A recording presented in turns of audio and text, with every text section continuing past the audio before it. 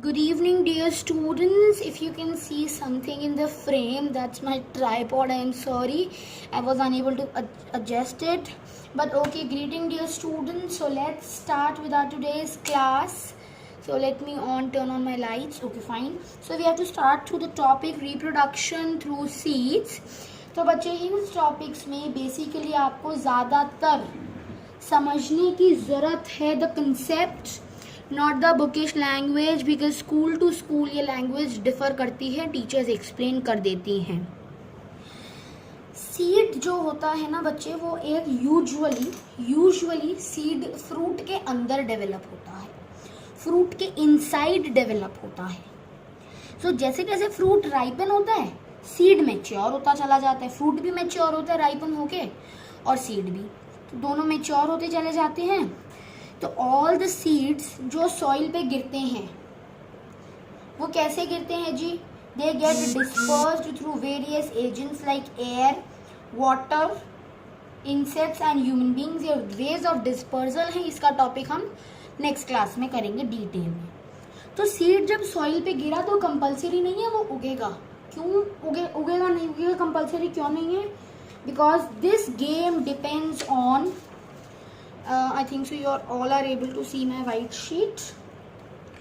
This game is dependent on this term. ये पूरी class में हर जगह आएगा. Favourable conditions. ठीक है जी. The favourable conditions basically are air, water, temperature and soil. Air polluted नहीं होनी चाहिए ज़्यादा, वाटर मॉइस्चर होना चाहिए, अप्रोप्रिएट टेम्परेचर होना चाहिए, और सॉइल में न्यूट्रिएंट्स होने चाहिए. और सॉइल में न्यूट्रिएंट्स होने चाहिए. फाइन.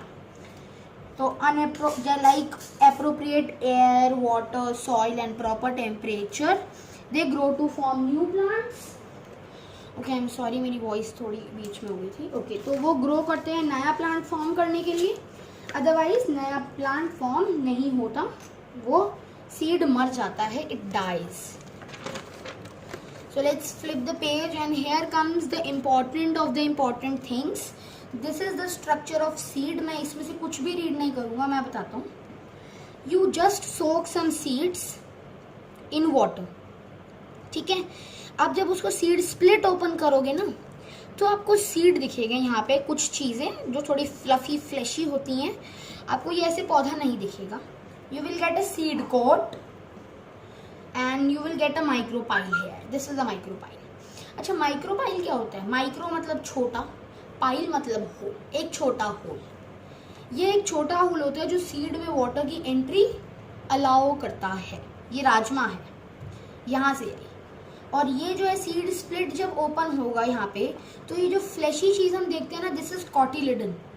और इसके ऊपर के एक स्किन होती है, वो उतर जाती है. This is called seed coat.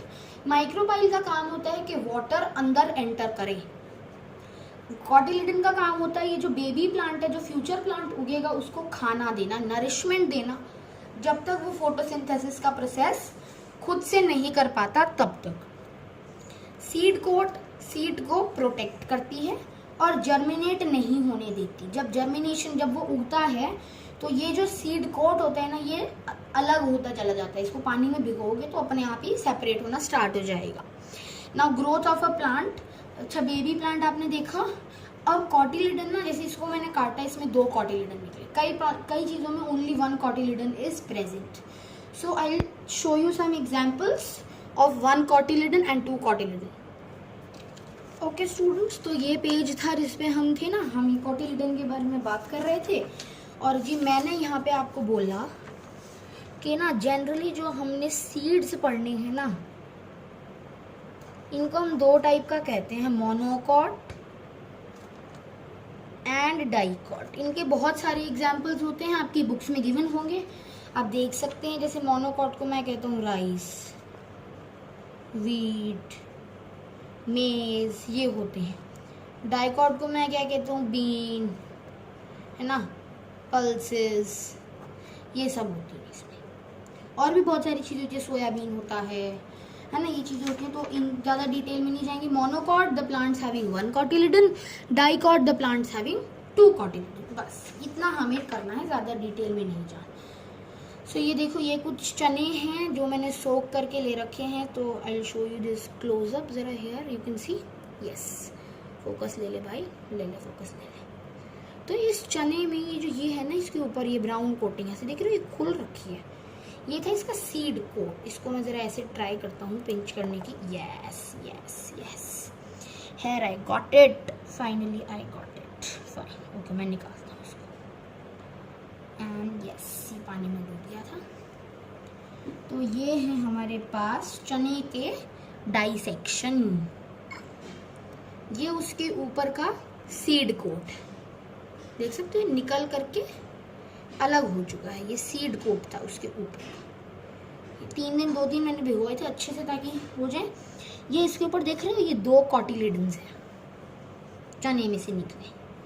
पानी में जाओ, ये इधर दिख रहा है, इसके ऊपर ना यहाँ पे ये ग्रोथ स्टार्ट हो गई है। फोकस ले लो, फोकस फोकस, कैमरा जी फोकस। Okay fine.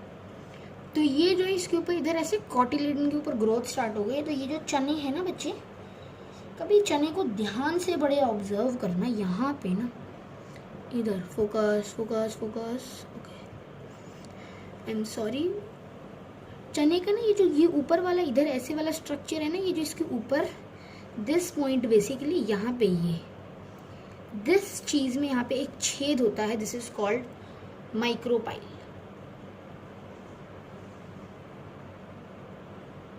ब्लर आ रहा है, ये फोकस नहीं ले रहा। देखिए उसके ऊपर एक छोटा सा छेद है which is called micropyle. This is the micropyle. Fine, clearly दिख रहा है। और ये जो है सीड कोट की लाइन है, इसको मैं ब्रेक कर सकता हूँ। सीड कोट अलग, ये देखो 2 कॉटिलिडन अलग, और यहाँ पे एक छोटी सी शूट उगने लग गई जो कॉटिलिडन में से बेबी प्लांट उग रहा था। ये तो हो गई जी डाइकॉट्स की बात। फिर आते हैं हमारे मोनोकॉट्स। ये चीज़ें हमने सब में घर में देखी है। ये क्या है, चावल है। चावल में एक ही कॉटिलिडन होता है, ये पूरा सीड। इसके ऊपर की कोटिंग होती है जो जनरली अलग नहीं होती, चिपकी हुई होती है। I am searching for a perfect one. Okay fine. ये जो चावल देख रहे हो ना, ये है, एक दाना दिखाता हूँ आपको। इसके अंदर ना थोड़ा सा ट्रांसपेरेंट और कुछ एकदम वाइट पार्ट है। वो जो एकदम वाइट होता है ना, वो कॉटिलिडन होता है, और उसके ऊपर थोड़ा ट्रांसपेरेंट सा सीड कोट होता है। तो ये होते हैं राइस। ठीक है, राइस तो you all can observe at your homes. भीगे चने फिर भी I showed you in detail nicely. Seed germination, the process by which a seed grows and develop into a seedling is called seed germination. So there comes a diagram for seed germination in the DLDAV book. आपकी सबकी books में होंगे diagram और nicely given होंगे, तो please nicely study भी करिएगा उन डायग्राम्स को। Okay fine. Now stages of germination in a bean seed. सबसे पहले बीन सीड है ये, फिर उसकी छोटी सी सबसे पहले रूट निकलती है, वो रूट बड़ी होती है, फिर वो रूट और बड़ी होती है, और ये सीड कोट अलग होने लग जाता है हर स्टेप में, थोड़ा अलग, आधा अलग और पूरा पूरा अलग।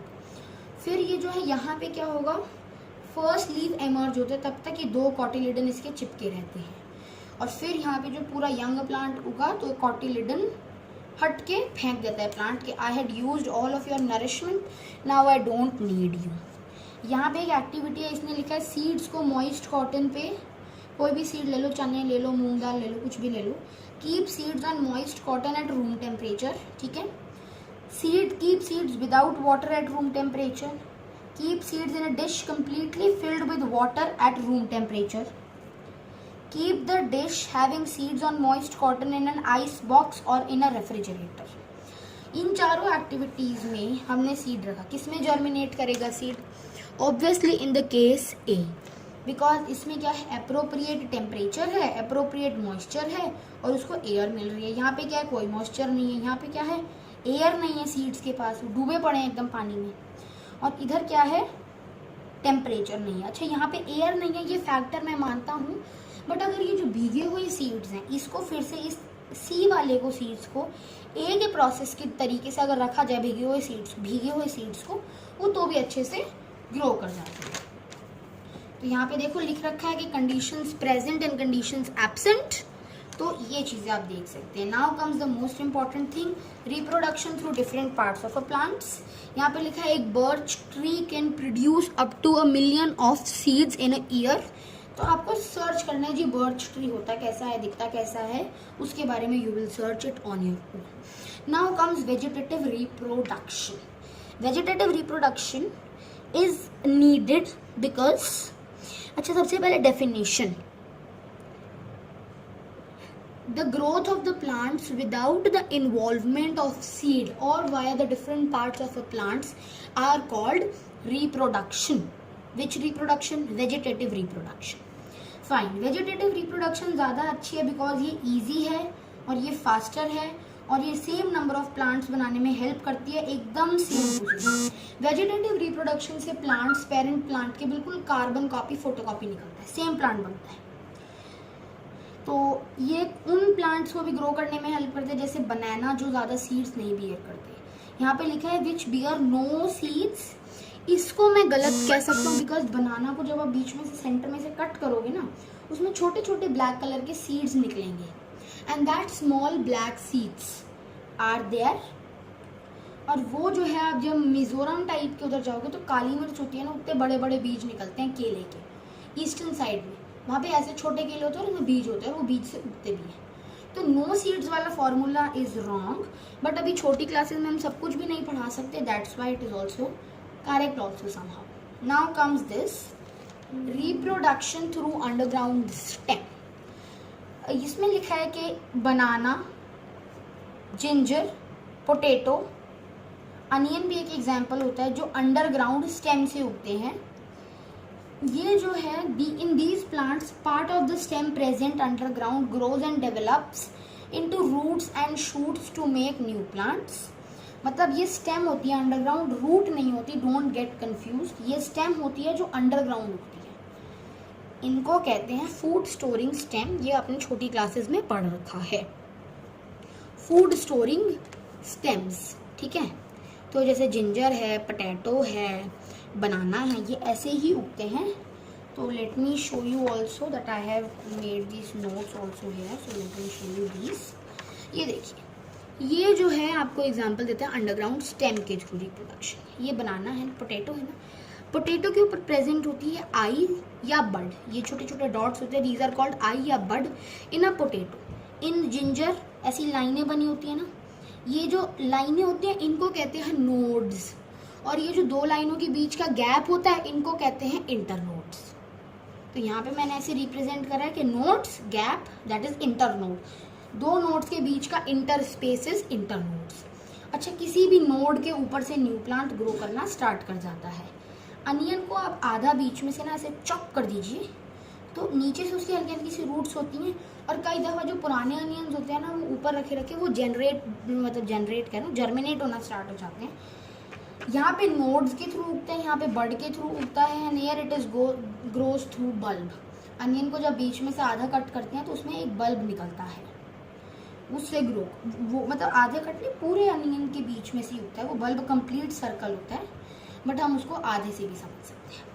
ये पोटैटो जैसे मैंने चॉप कर लिया और यहाँ पे इस चॉप्ड पार्ट पे एक बड है, तो इस बड से नीचे रूट्स और ऊपर शूट उगना शुरू हो जाएगी. पूरा पोटैटो रखा तो क्या होता है, ज़्यादा बर्ड्स होती है ना, तो इट्स पॉसिबल कि 3-4 उगने लग जाए. 3-4 उगेंगे, ज़्यादा शूट, ज़्यादा रूट, बट क्या होगा, क्योंकि नीचे न्यूट्रिशन कम है, ज़्यादा पास उगे हैं, तो ओनली 1 या 2 विल सर्वाइव, बाकी मर जाएंगे. ठीक है, तो ऐसे पोटैटो उगता है. ये होता है ऐसे जिंजर और ऐसे potato.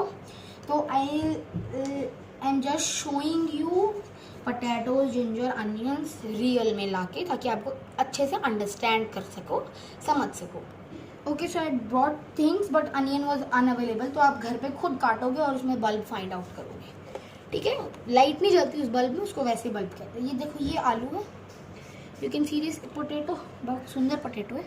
This is a bud, this is a eye, देख सकते हो ना, मैंने वॉश करा था तो ये आई है, यहाँ पे आई है, ये दिख रहे हो, यहाँ पे ये जो है ना, एक बार ये थोड़ा फोकस ले ले, इस पे समझ आ जाएगा. ये देखो, यहाँ पे ये ग्रो करना ऑलरेडी स्टार्ट कर चुका है.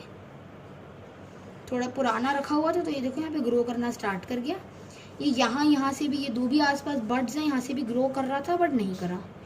ये देखो यहीं से ग्रो करना स्टार्ट कर दिया, यहीं से ग्रो करना स्टार्ट कर दिया।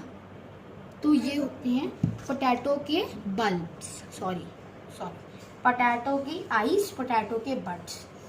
ये एक जिंजर है जी मेरे पास, थोड़ी सी शेप अटपटी है बट इट्स फाइन। और पुरानी जिंजर नहीं थी तो देखो कहीं से ग्रो नहीं करी जिंजर, फिर थोड़ी ऐसे कट करके ना थोड़ी गंदी हो गई है। ये देखो यहाँ से नोड इंटरनोड, नोड इंटरनोड उगेगी तो यहाँ कहीं से उगेगी, यहाँ से उग जाएगी, ठीक है, यहाँ से उगेगी, यहाँ से उगेगी। जो इंटर नोड्स के बीच में भी 2-3 नोड्स इकट्ठे आती हैं। ये देखो ये दूसरा थोड़ा साफ पीस है। Nodes internodes, nodes internodes, nodes internode. ये नोड यहाँ से उगेगी जिंजर, यहाँ से, यहाँ से, यहाँ से, यहाँ से, किसी भी नोड से उग जाएगी। तो ये जिंजर को मैंने आपको दिखा दिया। अनियन अवेलेबल नहीं था तो फाइन, हमने ये देख लिया। समझ आने के लिए बुक काफ़ी है। Reproduction by stem cutting. Stem cutting में क्या होता है, ये रोज में, बोगनविला में, ग्रेप्स में और शुगर केन जैसे प्लांट्स में यूज होता है। शुगर केन में सबसे ज़्यादा, रोज में सबसे ज़्यादा यूज होता है। ग्रेप्स तो और बोगनविला तो चलो फिर भी कम यूज होता है, इतना ज़्यादा कमर्शियल ज़्यादा यूज नहीं है। Grapes, sugar cane best examples. ना होता क्या है इसमें रिप्रोडक्शन बाय स्टेम कटिंग में, नया प्लांट स्टेम से भी ग्रो कर सकता है। स्टेम कटिंग्स को यूज करते हैं नया प्लांट ग्रो करने के लिए। जैसे कि यहाँ पे रोज का एग्जाम्पल है, तो मैंने डायग्राम बना रखा है यहाँ पे, तो I will show you from this. ये देख सकते हैं यहाँ पे, ये एग्जिस्टिंग प्लांट है, थोड़ा यहाँ से मैंने गंदा बन गया, और ये मैंने इधर से स्टेम को काट लिया, ये स्टेम कटिंग बन गई। दिस इज, इसको मैंने सॉइल में दबा दिया तो ये ग्रो कर गई। देन यहाँ पे जो है न्यू प्लांट जर्मिनेट होना स्टार्ट हो जाता है। And here it comes that what is this. ये जो स्टेम है ना उसको कभी भी ऐसे स्ट्रेट नहीं काट, this is a wrong thing. Stem को हमेशा से तिरछा काटते हैं, बेसिकली 45 डिग्री एंगल पे ऐसे तिरछा काटते हैं। तो this is the correct method, तभी उगता है, ठीक है। वो जब क्यों ऐसे काटते हैं उसका कंसेप्ट थोड़ी बड़ी क्लासेस में आएगा, हम उसको जाइलम, फ्लोएम, वेसल ट्यूब्स के टर्म्स में पढ़ेंगे। Reproduction through roots. अब देखो आपने डहलिया तो नहीं देखा होगा, I don't think so. Sweet potato, शकरकंदी सब ने देखी होगी। तो देखो स्वीट पोटैटो, एस्पैरेगस, डहलिया, ये ऐसे होते हैं, ठीक है। बट चलो जी स्वीट पोटैटो के एग्जाम्पल से समझते हैं। शकरकंदी को क्या होता है, फ्लैशी रूट होती है प्लांट्स की, शकरकंदी की, ठीक है। और ये जो है पियर करते हैं लोअर एंड पे और शूट्स इनकी अपर एंड पे उगती जाती है। अब क्या करेंगे, स्वीट पोटैटो है, स्वीट पोटैटो को मैंने पानी में डिप कर दिया, उसके बाद उसको मिट्टी में लगा दिया, तो नीचे से जड़ निकलना शुरू हो जाएगी और ऊपर से स्टेम निकलना स्टार्ट हो जाएगी और वो ग्रो कर जाएगा। बट कंडीशन इज वो ऐसे हेयरी वाली होनी चाहिए, वो नहीं होती जो हमें बाहर मिलती है ना एकदम साफ करी हुई, उससे चांस बड़े कम होते हैं ग्रो होने के। Okay, so we are almost at the last topic, that is this one, reproduction through leaf. एक ना मेरे को तो ना बस जिंदगी में ब्रायोफाइलम के अलावा बुक्स में मैंने कोई और एग्जाम्पल देखा नहीं इसका। तो ब्रायोफाइलम में a new young plant arises from the notches of the leaves where the small buds are present. Notches is basically the small leaves present on the existing leaves.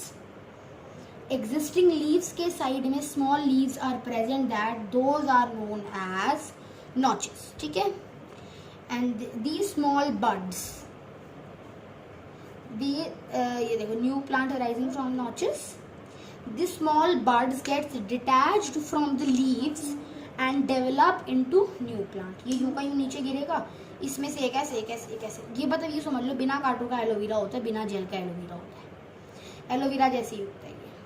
अच्छा इसमें लिखा है we can discuss that different plants reproduce either through seed or from some part of the plant, they maintain their number and race through an appropriate method of reproduction.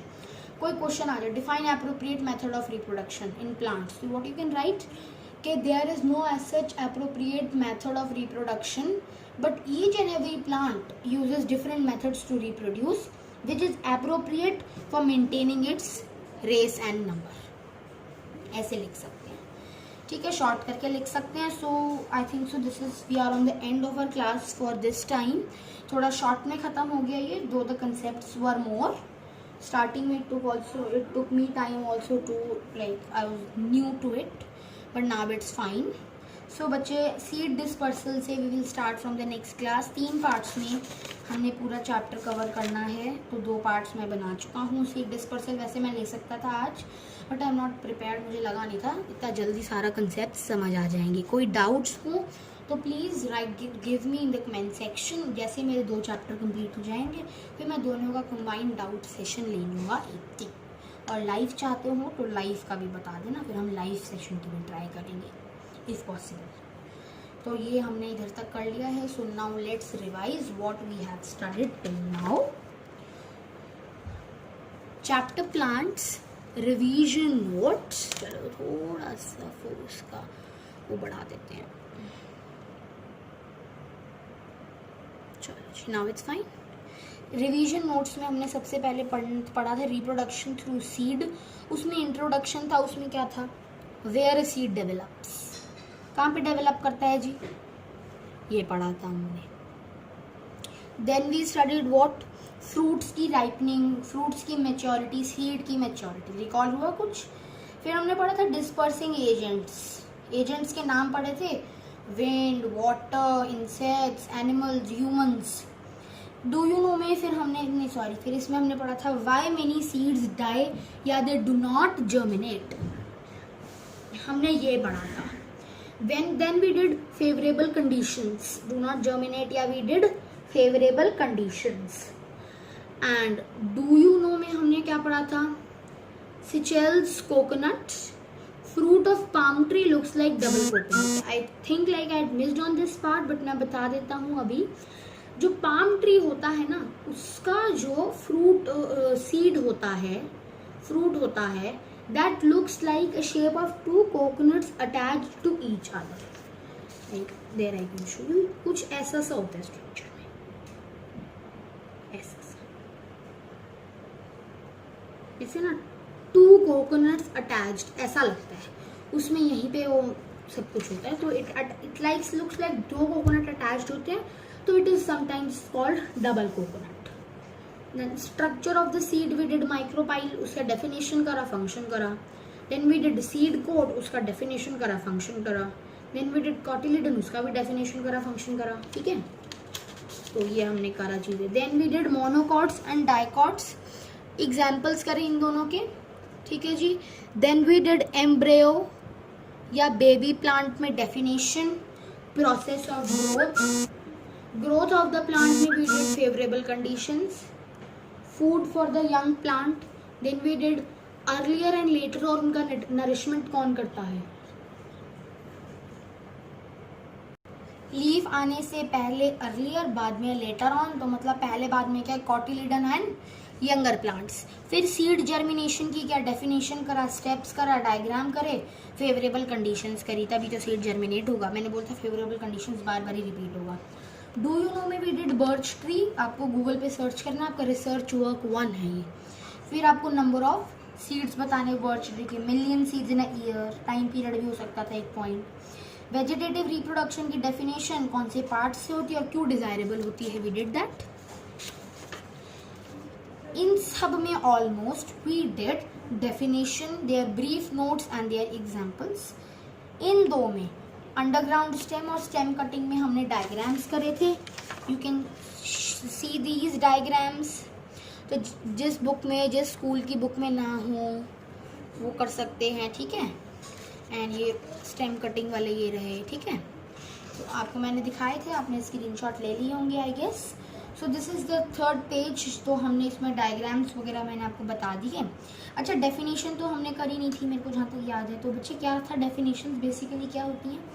किसी ने definition they the, reproduction through underground stem, the reproduction in which the new plants grows from the underground stem is called vegetative reproduction from underground stem, या reproduction from underground stem. लिखते जाओ साथ साथ जो मैं कह रहा हूँ.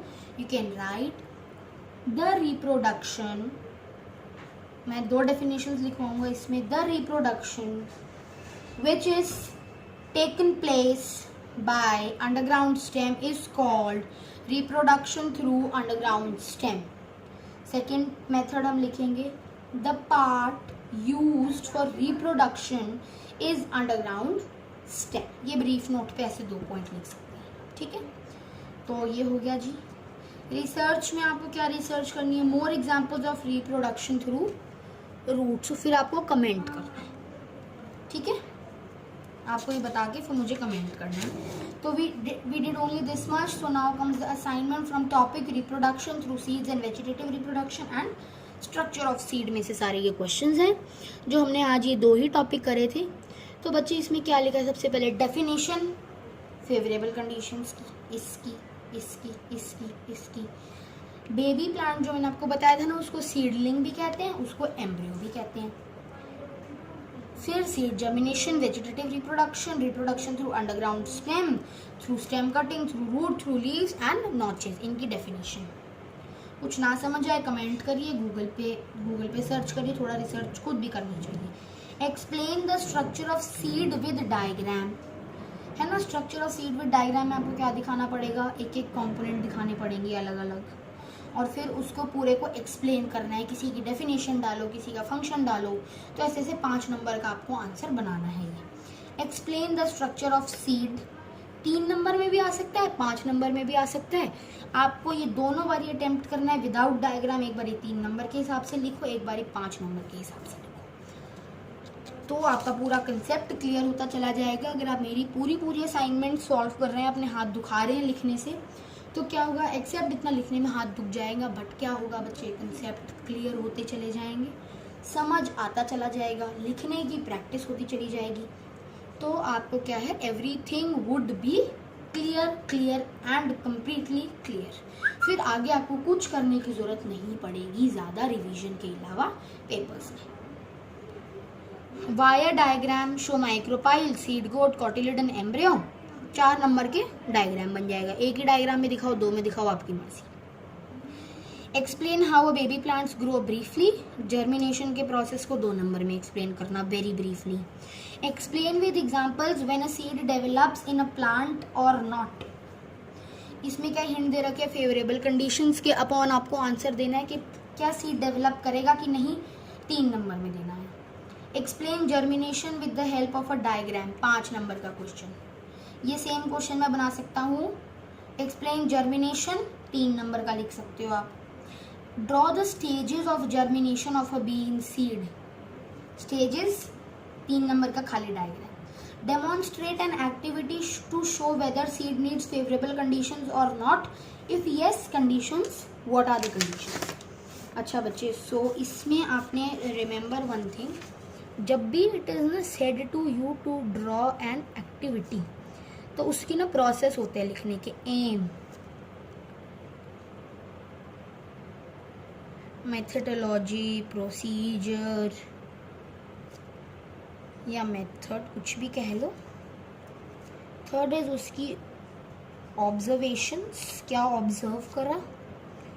फोर्थ इज उसका रिजल्ट, और फिफ्थ इज इन्फरेंस. ये मैं कहता हूँ एक तरह से ऑप्शनल चीज़ है. अगर लिख सको इन्फरेंस मतलब आपने क्या सीखा, तो very well and good. Now it comes, give examples of 3 plants which grow via underground stem, stem cutting, roots. Give a brief account on vegetative reproduction, germination, ये and then this. ये आपको सबके बारे में you know this completely. 15 चीज़ें हैं, 15 main points जिनके बारे में 2 नंबर का क्वेश्चन आ सकता है, and you know this. Appropriate method of reproduction में भी मैंने आपको लास्ट में एक्सप्लेन करा था कैसे आंसर देना है. Illustrate via diagram the growth from leaves, underground stem and stem cut. Leaf में आपको दिखाना है कि ब्रायोफाइलम से एक नॉच नीचे गिरी और फिर उस नॉचेस में से, बड्स में से ग्रोथ हुई. Now I had missed a question, but वो मिस करने वाली चीज़ नहीं है, because I had given you उसके ऊपर research work, that's the reason I had not written in it. That is example for growth from seeds, reproduction through leaves. तो बच्चे it's almost half an hour you are studying. इसके बाद it will take you around 1 hour or 45 minutes more to do your notes. So I had shown you this nicely. Screenshots वगैरह ले लो. अब तो मेरा camera still है. I used a tripod for this. So बच्चे it's done. So आपका study time 1.5 hour for science. You can contribute like this. I'm sorry for some background noises coming in this lockdown. We have to do this everything at home. So I am also at home. So now, if you liked my video, please अगर content अच्छा लगे, समझ आया हो, please मेरी video को like कर दीजिए, give it a big thumbs up. Channel को सब्सक्राइब कर दीजिए for more informative videos like this. And please please please if you find someone who needs this videos, please अपने फ्रेंड्स के साथ शेयर कीजिए so that they also don't miss this good points. So thank you, bye-bye, have a nice day, and please I have a request, complete the assignments that I have given you. Take a screenshot and complete it afterwards, and don't take a break in between. 1.5 घंटा टिक के बैठ के हम पढ़ सकते हैं. Thank you, it's me Dipan signing off to you. Thank you, tata, bye-bye.